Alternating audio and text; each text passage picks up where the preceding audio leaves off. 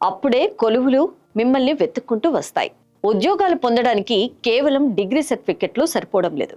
అభ్యర్థులు వేలల్లో, కొలువులు పదుల్లో ఉంటున్నాయి. ఈ రద్దీలో మీరు ప్రత్యేకంగా కనిపించాలంటే ఏం చేయాలి? మీ ప్రతిభను 10 మందిలో భిన్నంగా ఎలా చాటాలి? దీనికి సమాధానమే పోర్ట్ఫోలియో.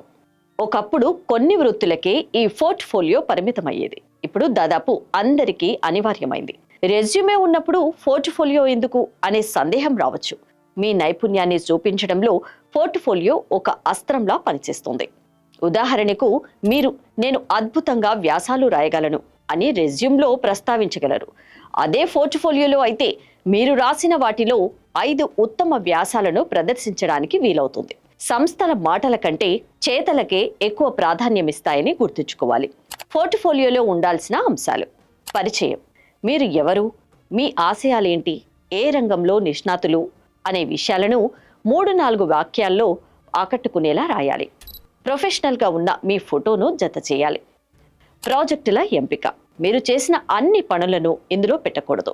మీరు గర్వంగా చెప్పుకోగలిగే అత్యుత్తమమైన 5-8 ప్రాజెక్టులను మాత్రమే ఎంచుకోవాలి. ప్రతి ప్రాజెక్టును ఎందుకు ఎంచుకున్నారు, దానిని ఎలా పూర్తి చేశారు, ఎదురైన సమస్యలను ఎలా పరిష్కరించారు అనేవి సంక్షిప్తంగా రాయాలి. సాంకేతిక నైపుణ్యాలు.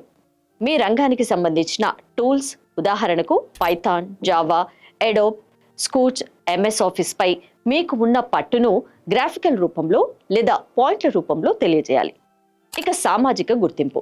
గతంలో ఇంటర్న్షిప్ చేసి ఉంటే అక్కడి మెంటర్స్ ఇచ్చిన ఫీడ్బ్యాక్, క్లయింట్ల రివ్యూలు లేదా మీరు పొందిన అవార్డులను జత చేయాలి. ఇవి మీ విశ్వసనీయతకు పెంచుతాయి. Digital portfolio. కాగితాల ఫైల్ కంటే వెబ్సైట్ రూపంలో ఉండే పోర్ట్ఫోలియోకు ఎక్కువ ఆదరణ ఉంటుంది. రిక్రూటర్లు ఎక్కడి నుంచైనా ఒక్క క్లిక్తో మీ ప్రొఫైల్ను చూడగలరు. ఉచిత వేదికలు. Blog, WordPress, Wix, Canva, GitHub డెవలపర్ల కోసం, బీహెన్స్ డిజైనర్ల కోసం లాంటి సైట్లను ఉచితంగా పోర్ట్ఫోలియో నిర్మించుకోవచ్చు. లింక్డ్ఇన్ అనుసంధానం. మీ పోర్ట్ఫోలియో లింకును లింక్డ్ఇన్ బయోలో ఉంచడం ద్వారా ఎక్కువ మందికి చేరువవుతాయి. గుర్తుంచుకోవాల్సినవి: పోర్ట్ఫోలియో గందరగోళంగా లేకుండా స్పష్టంగా ఉండాలి. ఏదైనా కొత్త ప్రాజెక్టు పూర్తి చేయగానే దాన్ని వెంటనే పోర్ట్ఫోలియోలో చేర్చాలి. మీ పోర్ట్ఫోలియో వెబ్సైట్లో, ఫోన్లో కూడా స్పష్టంగా కనిపించేలా చూసుకోవాలి. విద్యార్థి దశలో ఉన్నప్పుడే నైపుణ్యాలను పెంచుకుంటూ పోర్ట్ఫోలియోను సిద్ధం చేసుకోవడం వల్ల కోర్సు పూర్తయ్యేసరికి మీ చేతిలో బలమైన కెరియర్ ఆయుధం ఉంటుంది. అప్పుడు కొలువులే మిమ్మల్ని వెతుక్కుంటూ వస్తాయి.